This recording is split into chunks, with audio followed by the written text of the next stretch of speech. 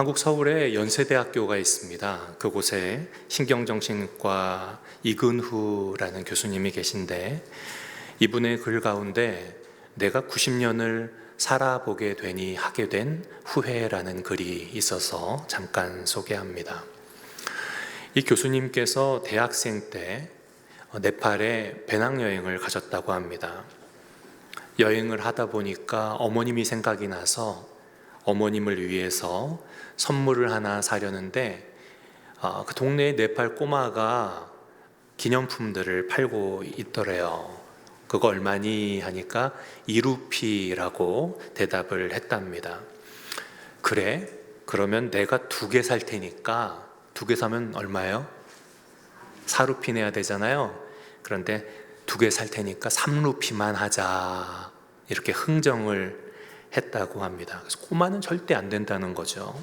그래서 한참을 흥정하는데 타야 할 버스가 떠나기 시작해서 흥정을 멈추고 뛰어가서 버스를 타느라 어머님 선물을 못 산 것이 평생 후회가 되었다라는 말입니다.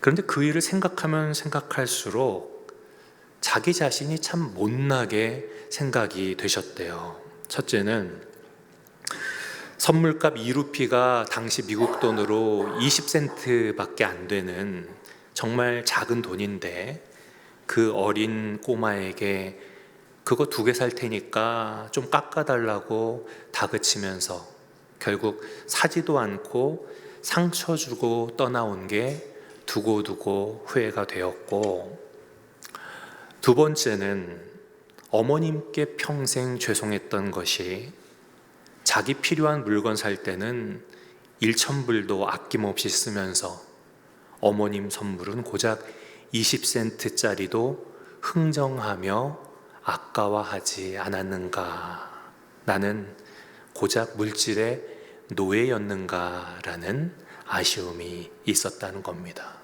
그래서 90세 넘으신 지금까지도 그 일을 두고두고 후회하며 사신다라는 회고였습니다. 또 KBS 아나운서였던 이수경 씨의 글이 또 기억이 납니다. 이수경 씨는 나는 자가용 안에서 가장 자유를 느낀다라는 말을 했습니다. 자기 사랑하는 차 안에서 가장 자유롭다. 왜냐하면 자동차만큼 내 말을 잘 들어주는 것이 세상에 없기 때문이다. 남편도 호락호락하지 않고 아이들도 정말 말 안 듣고, 회사에서는 위도 상전 아래도 상전인데 자동차만은 언제나 가자고 하면 가고 멈추라면 멈추고 내가 좋아하는 음악도 틀어주고, 그래서 자동차 안에서 나는 가장 자유롭다라는 그런 글도 기억이 납니다. 저는 이런 몇 가지의 글들을 읽으면서 우리 현대인들이 얼마나 자유 없이 살아가고 있는가라는 생각을 하게 되었습니다. 우리는 이 세상 속에서 어떤 분은 육신의 정욕에, 어떤 분은 나쁜 습관에, 어떤 분은 물질이나 명예욕에, 어떤 분은 과거 받았던 마음의 상처에, 어떤 분은 죽음의 공포에 매여서 살아가고 있기 때문입니다. 여러분 자신은 여러분 자신을 얽매고 있는 어떤 것을 혹시 인지하고 계십니까? 주님 당시의 이스라엘 백성들, 그들 역시 마찬가지였습니다. 예수님께서 진리가 너희를 자유케 하리라 라는 말씀을 하셨을 때 그들은 즉각적으로 반응합니다. 우리가 아브라함의 자손이야, 남의 종이 된 적이 없거늘 어찌하여 우리더러 자유케 되리라 하느냐. 저들은 혈통적 역사적 자유를 주장했지만 자신들이 묶여있는 근원적인 자유 없음을 인지하지 못했던 것이죠. 결국 자유란 것은 외적인 조건으로 주어지는 것이 아니며 우리가 인정하고 싶지 않은 어떤 근원적인 묶임이 있다는 것인데, 성경이 지적하는 그것의 핵심은 바로 죄입니다. 예수님께서 말씀하신 묶임과 그리고 자유케 할 진리의 실체는 바로 우리가 묶여있는 그 죄의 원인, 그리고 그것으로부터의 해결을 우리가 찾아야 되는 것이죠. 예수님은 우린 종이 아니다라는 저들의 주장에 직격탄을 날리십니다. 진실로 진실로 너희에게 이르노니 죄를 범하는 자마다 죄의 종이라. 여러분, 죄는요, 단순히 눈에 보여지는 나쁜 행위만이 아닙니다. 더 근원적인 것이에요. 그것은 우리를 지어주신 하나님을 떠나고 하나님을 멀리하는 근원적 상태를 죄라고 하는 것입니다.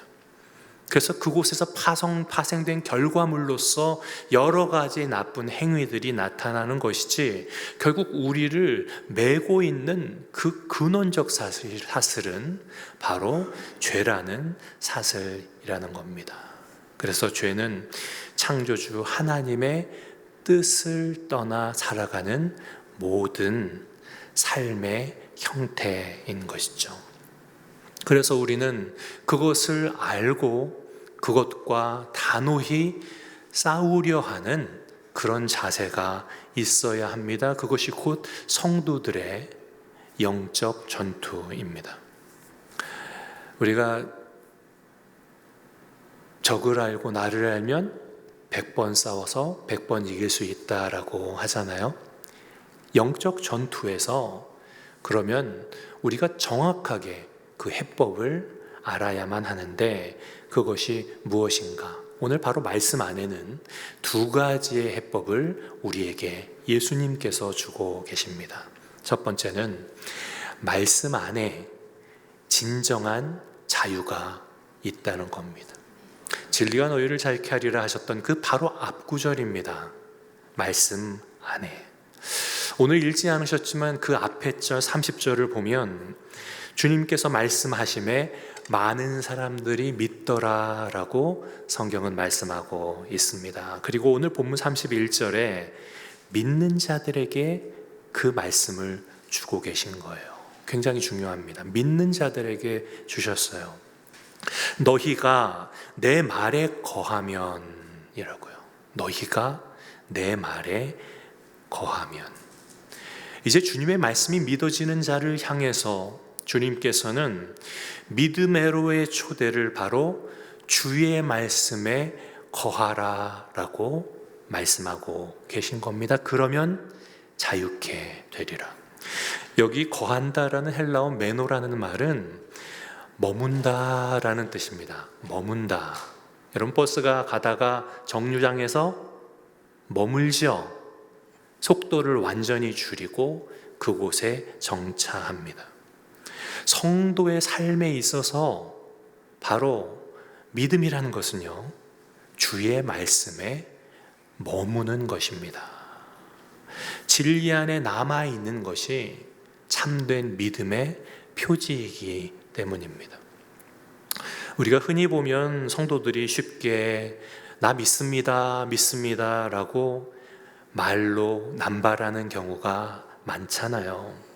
그런데요, 이 믿는다는 것은요, 주님께서 해석하신 방법대로면 주의 말씀에 머물러 있어야 하는 겁니다. 주님 말씀에 내가 머물러 있어야 하는 거예요. 여러분, 그렇잖아요. 믿음이라는 것은 형이상학적인 것이라 눈에 보이지 않고 내 믿음의 실체를 증명하기 참 어렵잖아요. 근데 여러분, 바람도요, 눈에 보이진 않지만 흔들리는 사물을 보면 아, 지금 바람이 부는구나 라고 알 수 있는 것처럼 참된 신자는 자신의 믿음을 무엇으로 증명해야 합니까? 자신이 주의 말씀 안에 머물고 있음으로 믿음을 증명해내야 하는 겁니다. 그러니까 당시의 유대인들은요, 아, 우리는 유대인들, 혈통적으로 유대인이고 우리는 천국 가는 천국 백성이야 라고 스스로의 믿음을 신분적인 것으로만 생각하고 마치 무슨 하늘나라 시민권을 얻듯이 우리는 다 취득했어 라고 착각하고 있었다는 겁니다. 그런데 주님의 말씀에 의하면 믿음의 상태는요, 주의 말씀에 머물러 있는 상태라는 겁니다. 그게 곧 믿음의 증명인 것이에요. 오늘도 이렇게 예배드리면서 주님 말씀에 귀 기울이는 성도 여러분, 여러분은 복된 사람입니다. 이 말씀을 여러분 마음속에 품으시고 그 말씀 안에 내가 그 말씀 안에 머무르는 은혜의 상태를 계속적으로 견지해 나가시기를 주님의 이름으로 축원합니다. 주님의 말씀 안에 머물러야 해요. 그 은혜 안에 사십시오. 오늘 본문 32절에 보면 진리를 알지니 진리가 너희를 자유케 하리라 말씀하십니다. 여러분, 진리가 무엇입니까? 진리라는 이 뜻을 한문으로 번역하면 참된, 진실한, 이치다라는 뜻입니다. 그러나 성경이 말씀하는 진리는요, 오직 우리 구주 예수 그리스도세요. 믿으시면 아멘. 그분만이 진리세요. 요한복음 14장 6절에 내가 곧 길이요 진리요 생명이니 나로 말미암지 않고는 아버지께로 나올 자가 없느니라. 유대인들이 살던 구약 성경의 시대는 오실 메시아에 대한 기대가 있었고 소망이 있었습니다. 그러나 메시아께서, 예수님께서 오시기 전이다 보니까 하나님이 어떤 분이신지, 죄와 구원, 세상 종말, 영원한 천국 같은 그 하나님의 나라에 대한 분명한 내용을 몰랐습니다. 짐작만 하며 살았던 것이죠. 예측만 하면서 살았던 것이죠. 그러나 예수님께서 이 땅에 오심으로 하늘의 것이나 땅의 것이나 과거의 것이나 미래의 것이 모두 다 낱낱이 밝혀지게 된 것입니다. 우린 바로 그런 은혜의 시대, 말씀의 시대를 살아가고 있는 것이에요. 그래서 우리는 예수님의 말씀을 통해 하나님을 만나고 그분의 뜻을 알 수 있게 되었습니다. 할렐루야. 얼마나 기쁘고 감사한지 몰라요. 그래서 주님의 말씀을 통해 주님을 보는 자는 하나님을 보며 하나님의 뜻을 밝히 알아 그 길로 걸어갈 수 있게 된 것입니다. 예수님을 통해 우리는 하늘나라의 비밀을 알게 되었습니다. 그리고 매인 것을 끊어 진정한 자유를 누리게 된 것입니다. 본문 36절에 그러므로 아들이 너희를 자유케 하면 너희가 참으로 자유하리라 말씀하심과 같습니다. 예수님의 말씀을 만나고 로고스이신 그분 안에서 진정한 하늘나라의 기쁨을 누려본 자들, 그들은 참되고 진실한 자유를 얻게 된 것이지요. 마태복음 11장 28절에 예수님께서는 수고하고 무거운 짐진 자들아 다 내게로 오라 내가 너희를 쉬게 하리라 라고 초대하셨습니다. 그러니까 주님 안에 모든 것들, 걱정, 염려, 불안, 모든 것들을 내려놓고 그분 안에서 쉼을 얻는 것, 이것이 바로 예수님 말씀하신 참 자유의 실체인 겁니다. 우리가 참 많이 마시는 코카콜라라는 회사가 있죠. 그런데 그 창업자였던 캔들러는 알코올 중독자였다고 합니다. 알코올에 중독돼서 살다 보니까 삶도, 그의 사업도, 가정도 엉망진창이었습니다. 점점 더 깊은 나락으로 떨어지게 되었습니다. 근데 어느 날 차를 몰고 가는 중에 그 안에서 신비로운 음성을 듣게 되는데 너 자신을 부인하라. 라는 음성이셨대요. 너 자신을 부인하라. 그 거룩한 음성은 너 술 중독 걸렸지? 그 알코올 중독에서 벗어나야 돼. 술 끊어라고 말씀하신 것이 아니라 너 자신을 거절하라라는 음성이셨다는 겁니다. 그래서 그가 집에 도착을 해서 그 신비로운 이야기를 아내에게 이야기했더니 아내가 펑펑 울더라는 겁니다. 그리고 말하기를 남편이 하늘 음성을 차 안에서 들은 그 시간에 남편을 생각하면서 정말 뜨겁게 하나님 앞에 울며 기도했다는 것이죠. 캔들러는 그 얘기를 듣고 감동이 와서 그런 기도를 갑자기 드리게 되었대요. 주님, 나 자신을 부인하고 거절하기 원합니다. 제가 그렇게 노력하면 저를 도와주시겠습니까? 주님, 저를 좀 도와주십시오. 그렇게 그가 울면서 그날로부터 기도하면서 새로 태어난 어린 아기와 같은 영적인 맑아짐을 느끼게 되었다는 것이죠. 그의 신앙생활이 회복이 된 것입니다.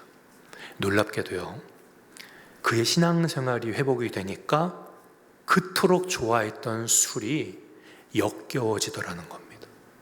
그리고 다른 욕망들로부터도 자유하게 되었다.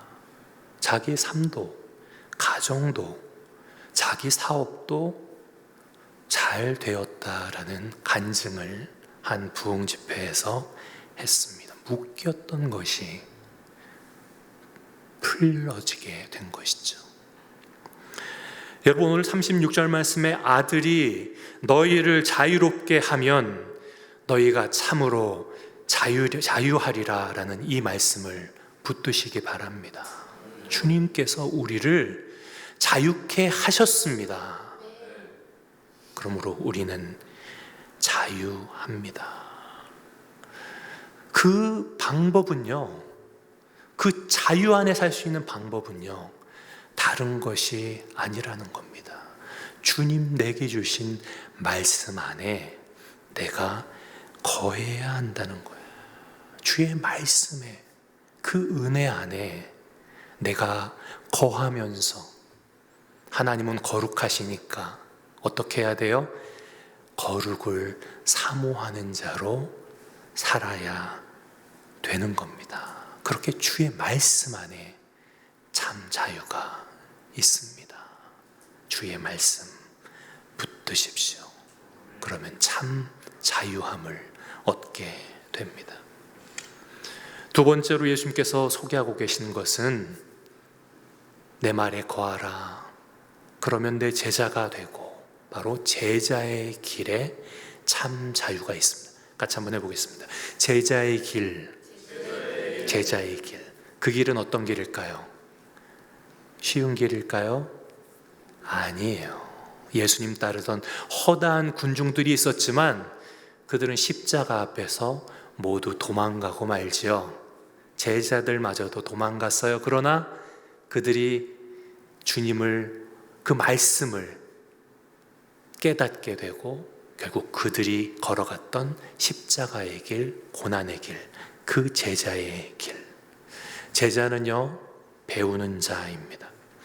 마태복음 11장 29절에 설명하시기를 나는 마음이 온유하고 겸손하니 나의 멍에를 메고 내게 배우라. 그러면 너희가 마음의 쉼을 얻으리니 라고 말씀하십니다. 제자의 길을 가면 쉼을 얻게 된다라는 약속이신데, 여기 쉼이라는 것이 곧 우리가 그토록 갈망하는 참된 자유입니다. 여러분, 제자의 길은 많은 고난이 있습니다. 그 고난의 짐, 십자가를 질 때 우리는 주님을 배우는 제자의 길을 걷게 되는 겁니다. 여러분 잘 아시는 사도 바울 보면 주님을 위해서 고난을 받을수록 점점 기쁨을 체험합니다. 그래서 그의 서신서 가운데 대부분 감옥에서 쓰여졌는데, 감옥 속에서 가장 많이 쓴 표현이 감사하라와 기뻐하라 였다는 겁니다. 이해가 되세요? 감옥에서요, 그는 진짜 감사를 더 알게 되고 기쁨을 알게 되었고, 그것을 교회들에게 서신을 보내서 너희는 감사해야 돼, 기뻐해야 돼 라고 전했다는 겁니다. 그가 감옥에 왜 갇혔습니까? 예수님의 제자라는 죄목으로 갇히게 된 겁니다. 예수님의 제자의 길을 걸었더니 현실적으로는 힘들고 어려웠지만 오히려 신앙의 신비를 그는 느끼게 된 것입니다. 그러니 거룩한 삶을 살고자 애쓰는 여러분들이시라면 우리는 제자여야 하는 겁니다. 십자가를 지고 세상 사람들이 쫓지 않는 좁은 길을 걸어야만 하는 것이에요. 여러분, 성경이 말씀하는 참 자유라는 그 단어에 여러분 기쁘셨습니까? 좋으셨습니까?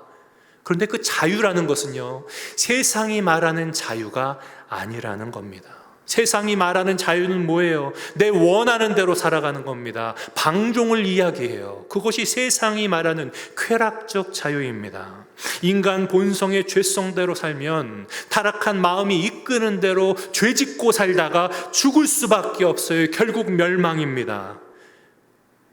그러나 성경 속 참 자유는 내가 아니라 하나님이 원하시는 것을 하는 자유를 말씀하는 거예요. 내 뜻대로가 아니라 하나님의 뜻대로 선택하는 자유인 거예요. 내가 선 곳에서 성도로서 해야만 하는 사명의 멍에를 지는 것, 이 세상의 구원을 위해, 잃어버린 영혼을 위해 그 사명을 전파하는 멍에를 지는 것, 그것이 주님께서 말씀하시는 성도의 참 자유인 것입니다. 그러므로 사랑하는 성도 여러분, 제자의 길에 서십시오. 제자의 길을 걸으십시오. 거기에 참된 자유, 세상이 줄 수 없는 참된 기쁨이 있음을 믿으시기 바랍니다. 신학자 브루노는 그런 말을 합니다. 자기를 포기하고 하나님을 의지해 보라. 비로소 거기에서 참 진리를 발견하게 되었다라는 겁니다. 한 가지 간증만 전하고 오늘 말씀을 마치려고 합니다. 여러분 잘 아시는 신앙 선배 요한 웨슬레, 감리교회 창시자로 알려져 있죠. 그는 주님을 말씀 가운데 뜨겁게 만나고 그런 시로 자신의 신앙을 표현했습니다. 감옥에 갇혀 있던 내 영혼, 오랫동안 누워 있었네. 죄와 죄성의 밤에 꽁꽁 묶인 채로. 그러나 주님 안에 나는 깨어났고 내 죄의 사슬은 풀렸네. 내 마음은 참 자유케 되었네. 나는 일어나 주님 따르는 제자의 발걸음 내디뎠네 라는 신앙의 고백입니다. 사랑하는 성도 여러분, 참된 진리 주의 말씀입니다. 그리고 그 말씀을 따르는 제자의 길에 참된 자유가 있음을 믿으시기 바랍니다.